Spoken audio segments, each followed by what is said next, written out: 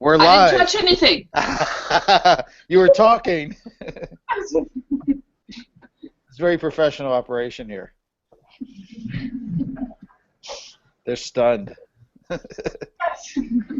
Say, speak, Nancy.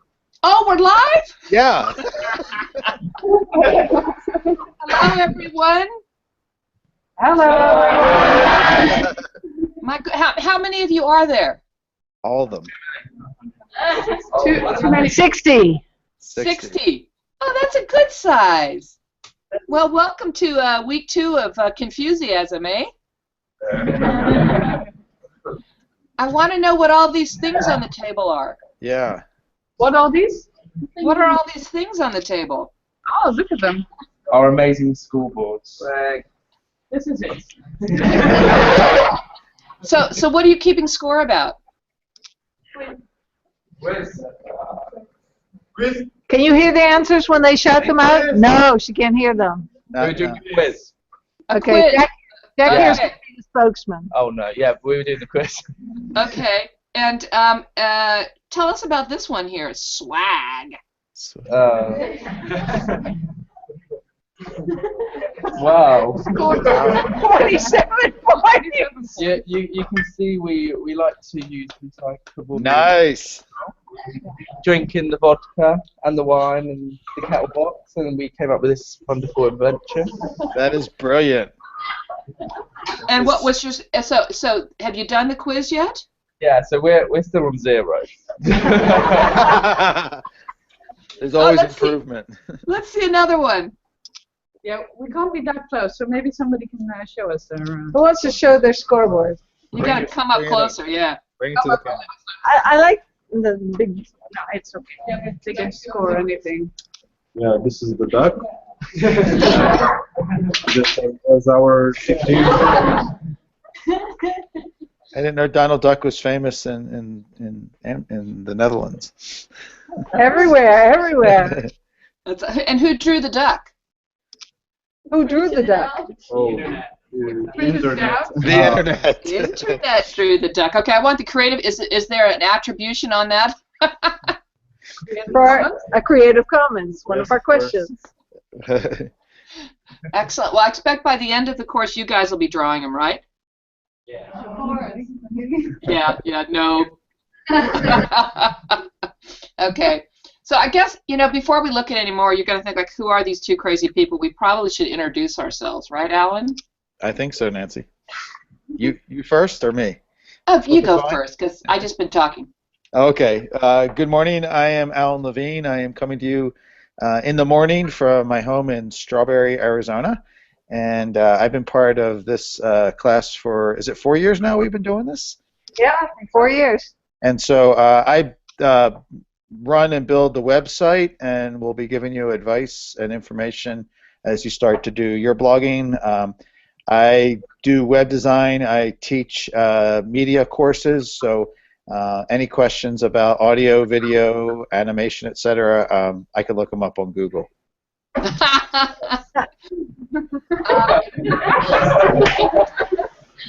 got a slight delay. I don't know what they laughed at, so Strawberry, Arizona, probably. So this is one of the interesting challenges of Hangout. If you were a stand-up comedian and doing your whole routine on Hangout, you'd have to develop a completely different set of timing because you don't know what people are laughing about because you're laughing at about 3 or 4 seconds after whatever we say. So it's a bit of a mystery. Oh, sorry. But you need Alan to keep everybody happy. So I'm Nancy White. I am in Seattle, Washington. Good afternoon. It is morning here at 7:30 in the morning, which is actually late because I usually start really early. I have no idea to describe what I do, but I do lots of different things, mostly around group process of helping people get stuff done and causing trouble along the way. I work mostly in international development. I work with a lot of UN agencies, but I also work in education, working on a project with Alan right now at the University of Guadalajara. I think more importantly is I love chocolate, and I'm a mom and a grandmom, and probably if you're going to hang out with me, anytime over the next 12 weeks, you're probably going to see 1 or 2 small children in the screen with me because my grandchildren are moving in with us. So life has become a whole different adventure, and particularly the 5-year-old loves to get on Hangouts. So she may insist on having the first word on any Hangout we have at the team level. I think we need to make Staley part of the show. Staley is part of the show. And what you can count on me is insight on working with your NGOs. And speaking of NGOs, here's Shorty. So right on cue. it was like, magical. Hey. It was like, magical. Hi, Shorty. Hi, Shorty. Hey. Might want to mute something. Shorty, you really need to Me? use some headphones. I don't have headphones. Hang on. Well, turn off your microphone when you're not talking. Yeah, let me see how to do that. The top of your screen, roll it. Okay, yeah. Right now, people are demonstrating the use of a technology to it, or the value of a technology to it. Actually, I just muted her. I think you killed her camera, too. So now we could unmute her and let her introduce herself. What did you do to her?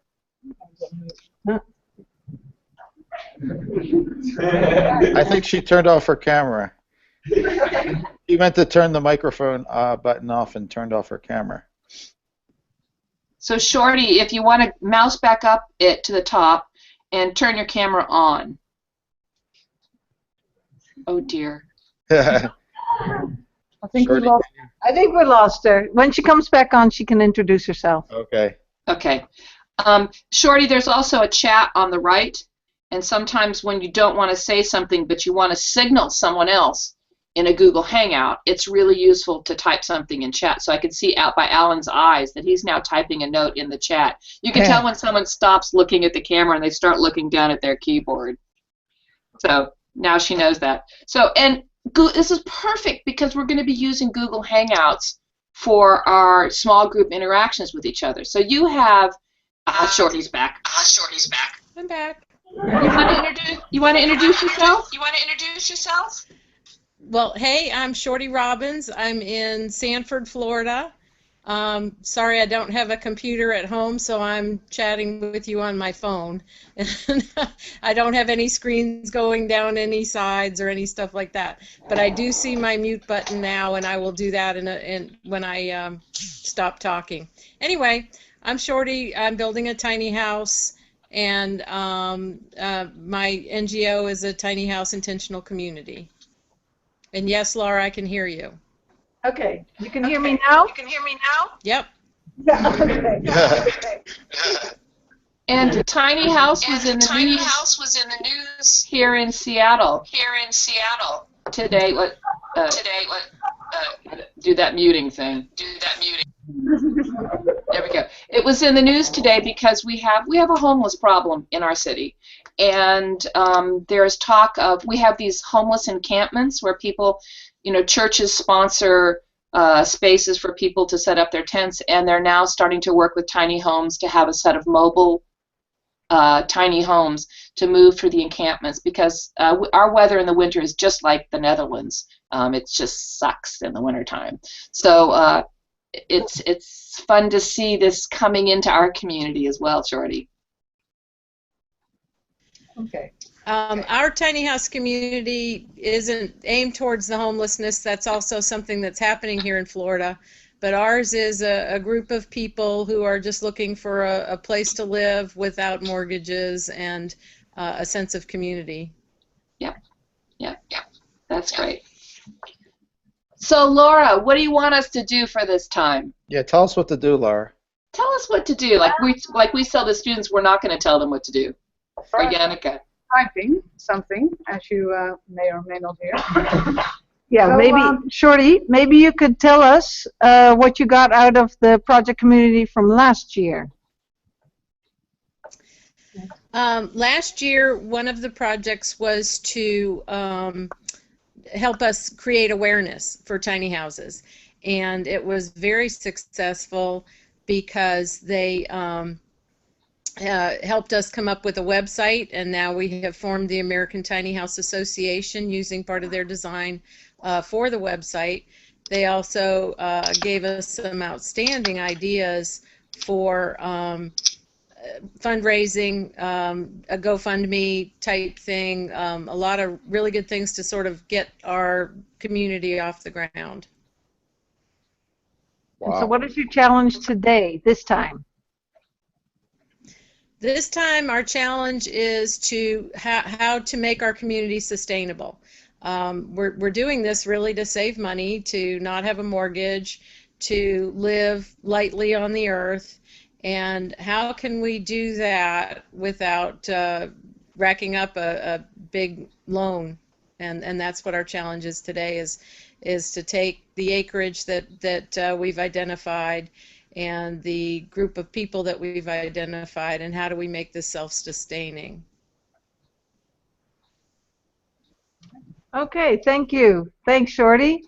When can the students get in touch with you?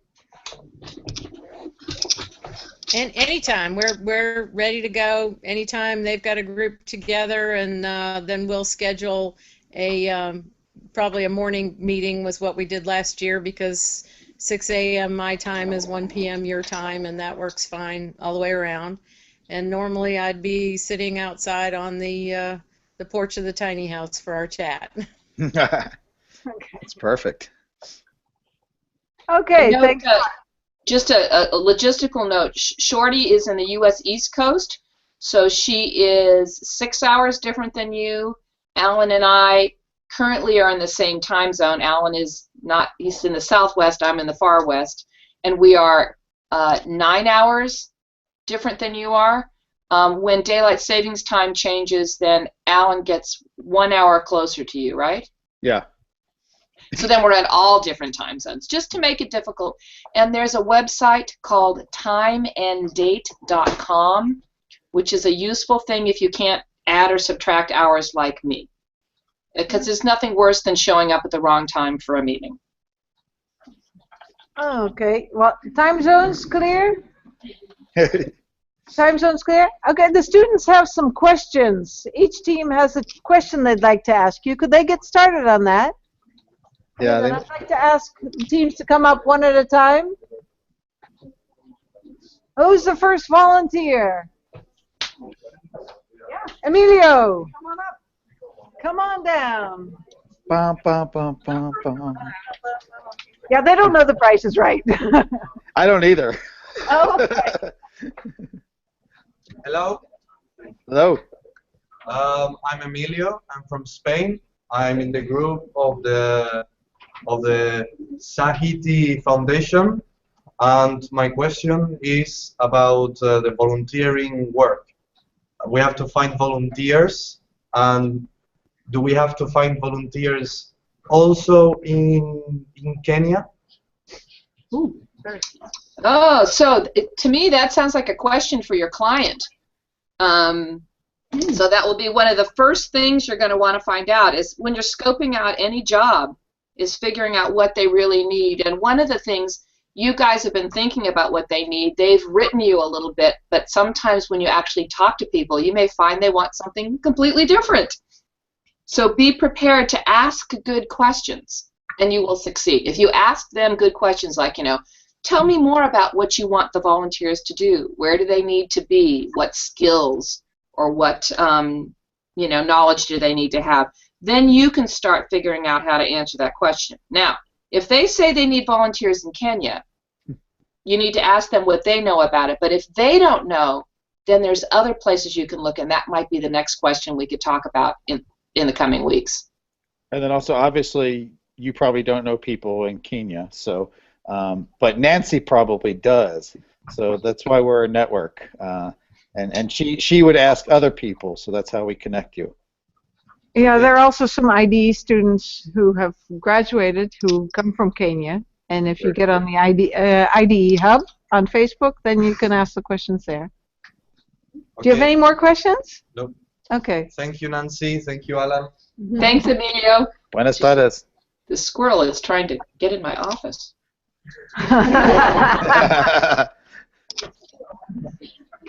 Alright. I'm Thomas. Good afternoon. My team was wondering what inspired you guys to take part in community building? Help inspire the rest of us. Life? I'll let you start this time, Alan. I mean, my experience really has been meeting and connecting with people through the internet, which I've been doing for about 20 years now. So I think just kind of from personal connections. In the beginning of my career, I was the only person in my organization doing this kind of technology work. So I had to make connections with other people in Canada and other parts of the world that became really rewarding. And so it started as sort of professional needs to communicate ideas, but then I found some of these are now my best friends who live around the world. Shorty? Laura's my sister.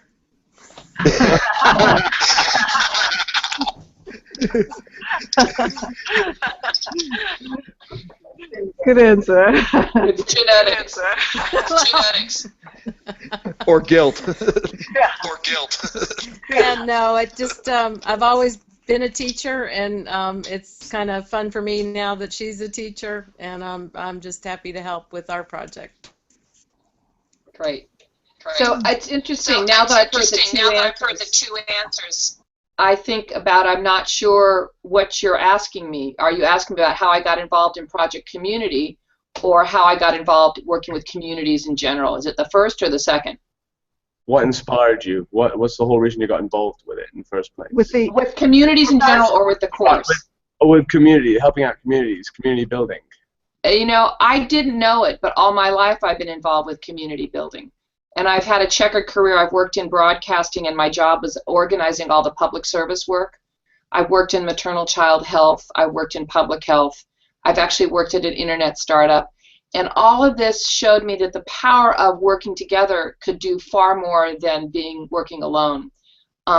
In 2006 or 7, I joined an online community to learn about it, and it had the same experience that Alan did, which was I was connected with people that I couldn't have in my, I was the mother of 2 middle school boys. It was like life-changing. It was like graduate level conversations or ideas or support. When the internet startup I was working at decided to close its doors, and I was just left like, I was hiring people one day, the next day they closed it up. This entire diverse sets of communities surrounded me and helped me see what I could bring to the world. And that eventually launched my consulting business. And I could never have done that by myself. Furthermore, when the tsunami hit in Southeast Asia, you remember that horrible tsunami? I saw my tech friends mobilize resource identification in an amazingly fast and effective way. So I also saw that it wasn't just about conversation, it was about doing things, about changing the world. And the world needs this. So it's everything. That was awesome. Good job. Hey. It's a good question. Yeah. Tough questions. Tough crowd. Tough crowd. I think Thomas scored a point. Good point. Good point there. Next group. Let's keep a conversation flowing. Jamie. Jamie. Hello, my name's Jamie. Hey, Jamie. We're our team Disaster Bound, and our question is for Shorty. Because our NGO is tiny houses, and we want to know what has been your biggest achievement for tiny houses. Okay, for tiny houses, that's good. For tiny houses, as a tiny house community, or for me personally? Both. Okay. I think for me personally, I've built my own tiny house and had very little help with it, designed it and built it almost all by myself. And, for me, that's been a really rewarding experience. Kind of started off as a fun thing, and then I got involved in the tiny house movement because of it. For the tiny house community, I think real recently, just the recognition that the tiny house movement is getting is really awesome. Here in Florida, we have 2 or 3 tiny house communities that have been approved by their local government to get started. So they're zoned, they're legal. You know, a lot of the tiny house movement's been sort of under the radar, and now it's getting more mainstream. And I've been real excited to be a part of that and to help spread the awareness of that.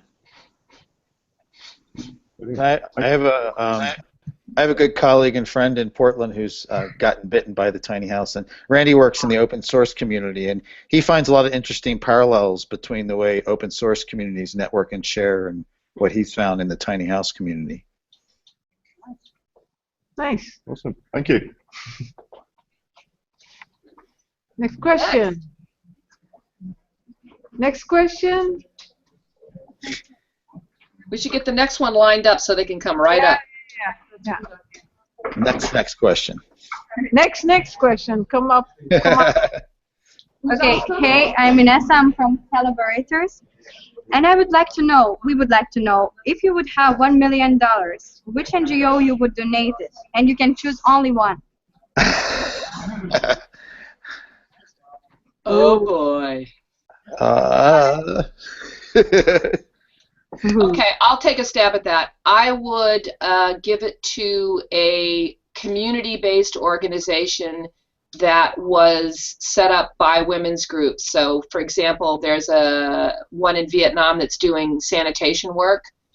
To me, it really wouldn't matter which NGO, except that I would pick a small, locally based one that showed me strong community connections, and then I'd give it everything and see what could come of that. And I think the only string I would attach to it is they have to share their learning with other people.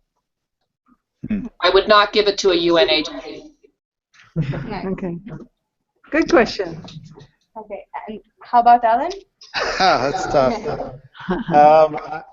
I have an interest in the environment, so I would focus on one of the ones dealing with environmental issues, but mainly things that would be ones that kind of leverage the ability to give someone some knowledge and information so then they can network that out and spread it out. So that $1 million can go quite far when you enable another organization to be able to spread their work without necessarily the NGO being always involved.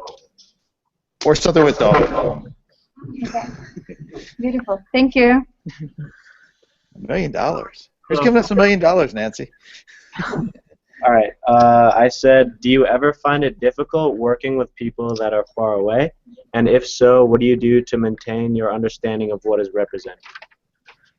Ooh. Who wants to start with that one? There are always things that happen with communication, like things that get misinterpreted because you're talking through text, or maybe the Skype connection isn't clear. So just giving people some of that acknowledgement that maybe they don't understand you as clearly as you understand them. I think, my approach is just to be as natural, hopefully, as possible, and which means quite often messing up and then fixing things. So taking away the mantle of having to be perfect and everything going right because we're human, and taking the time.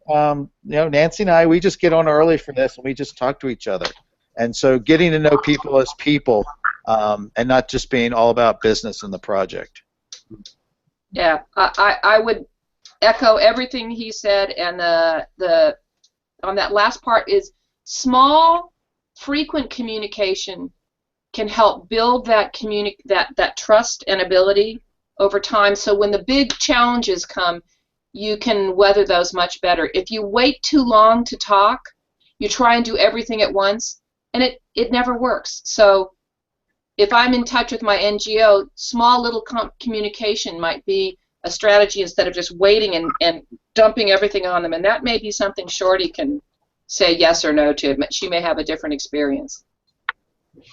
And even getting to the point. Sorry. Go ahead, Shorty. Sorry. Oh, I was going to say the same thing, that we met via Skype once a week, but the kids would email me all week long with, here's what we're doing, so that when we had our once a week Skype, I had materials to review, and I had responses ready for them, and we didn't waste our Skype time just passing information back and forth. We'd already communicated, and I'd say that's just real important, because if someone's heading the wrong direction, I don't want them wasting a whole week going in the wrong direction without me communicating back with them. And that's also a little bit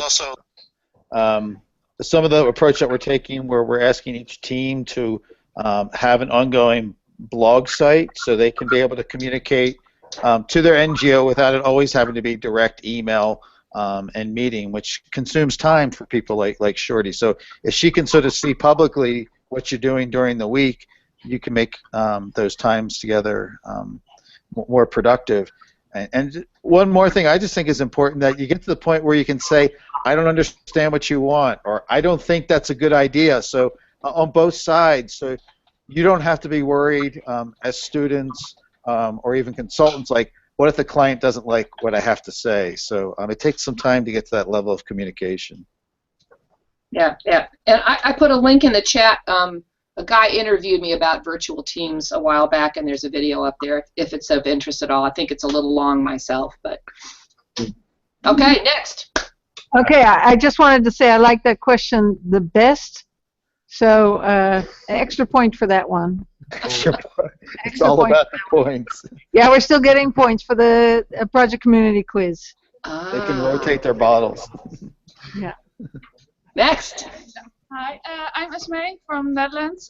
We are with our team helping the foundation that helps children in Kenya, and they also gave us a challenge about fundraising, and we were curious if one of you knew some other fundraising sites, or what did you do for getting some funds from other companies?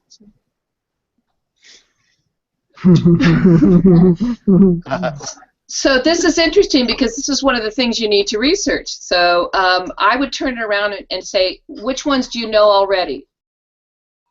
Yeah. I'm being mean. Anybody? I can't. She can't hear you. Kickstarter, they said. Patron for the arts. Yeah. So Indiegogo, I hear. Yep. So there's lots of them, and to me the question is, you need to understand what kind of fundraising your client needs to do, who their target audience is, and then the other thing is, I've learned that it depends where the NGO is located in the world, and under where it does its banking, and where its laws, the laws that govern it, because those are going to change which fundraising sites you can use. So for me, the answer is not which site to use, but what questions do you need to be asking your client, and then you can say, let's narrow it down, because there are tons of them, but they have to be the right fit for your client. And often your client will not know that. So this is where your research will be very powerful. And you can also look at last year's videos, and there's some hints there too. Ooh, that's a good one. Yeah. Thank you. And also, I mean, more important than the actual site, I mean, there are some mechanical things that Nancy mentioned. It's the message that you create on that site and what people get out of giving that are, to me, more important than Indiegogo being better than Kickstarter. I mean, at some level, they operate somewhat similarly. What's important is that you get a really good, interesting message that's going to stand out in the crowd. Okay. I believe there was someone coming. There was somebody. One last question. Is someone coming from the back? Alex is coming up to the front. From the back. From the way back. Nice long legs there over the chair. Hello, I'm Alex, and our team works for International Waters Foundation. And our question is like, what is the best advice you could give us for this course, like some tips or? Well, you have a very unique advantage in that Francois is coming to the Netherlands. Yeah. Which is never, that's a new thing. And It's interesting. I met Francois at a meeting in Montreal this spring, and he's a very interesting guy, and I think he is going to be a really fun person to work with because he's interested in the younger perspective because he feels that's the key to his organization's success. So my advice is to really use the knowledge you have of your demographic and use your peers to crowdsource ideas for Francois and the foundation, because that's what he needs that he doesn't have. That's unique that you can bring. Thank you. Another question. Good morning, Nancy and Ellen. Sander from the Netherlands. Hello. I've got small questions for you, Nancy. So apart from the small squirrel entering your office this morning, when was the last time you got Confuciustic? And what was it about?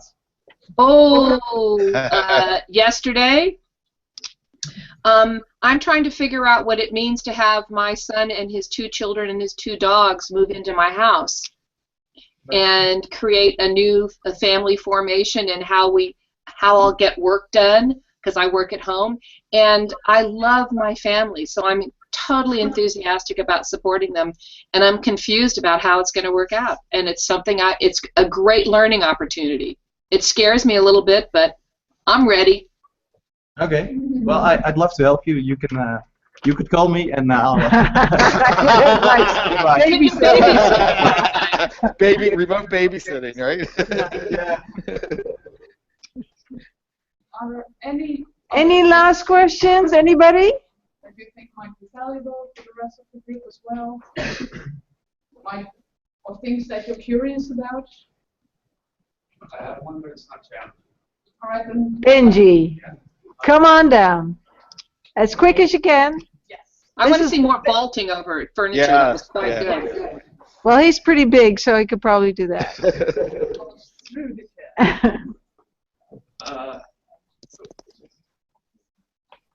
Hi, Benji. I was wondering how you two came to be involved with this school here and how this whole project started. Wow. I think it was Nancy, right? I mean, Well, it's a guy named Martin Thiessen. Do you know Martin? No. No. So he's still associated with the school, right? Yes. So Martin took a course online with me in the early 2000s about facilitating online, and we stayed in touch. And at one point he emailed me and says, we want to redesign this course. Could you help? And I said yes, and of course that's when I got to meet Laura as well. And when it became clear that the university's platform was not going to be the ideal platform like Blackboard, we wanted an open environment, I said, oh, we need to bring in my friend Alan. And then, as we built the NGO concept, Laura brought in Shorty. So you can see this has always been that idea of relationship and connection. Okay. Okay, thanks. How about Shorty? Do you have one more last question? Do I have a question for you? I see another person.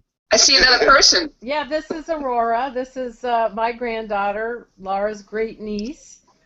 And I think Tebow's on the bed too. Yeah, there's Tebow.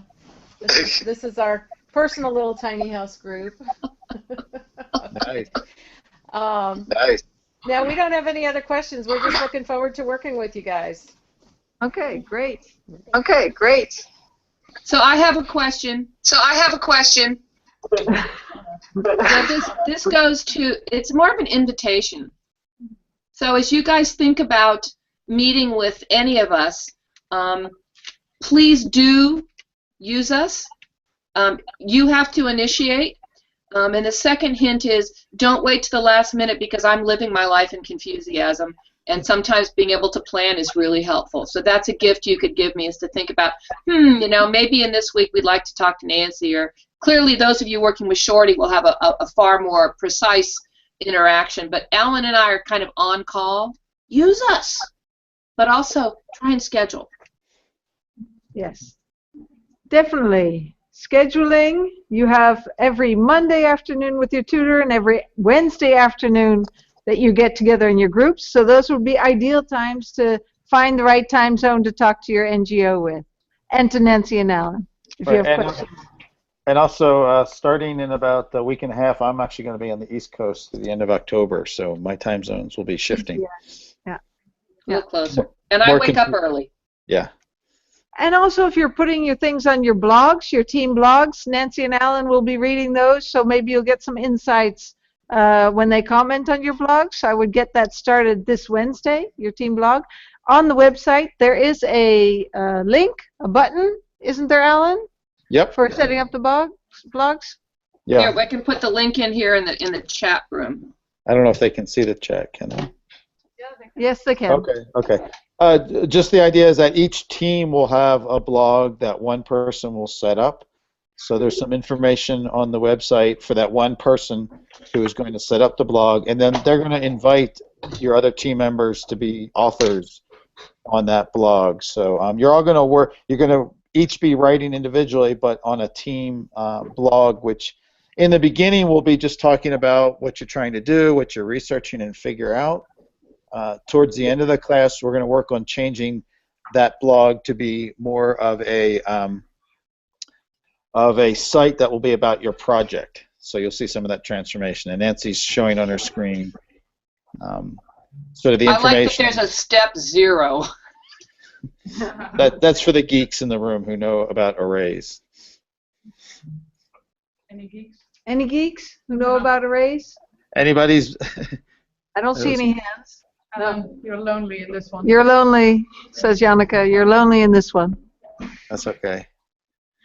So Alan has done a good job of, giving you screenshots. But if you can't figure something out, noodle around with it and ask questions. And is anybody in the room who uses WordPress already? I should stop screen sharing so we can see hands.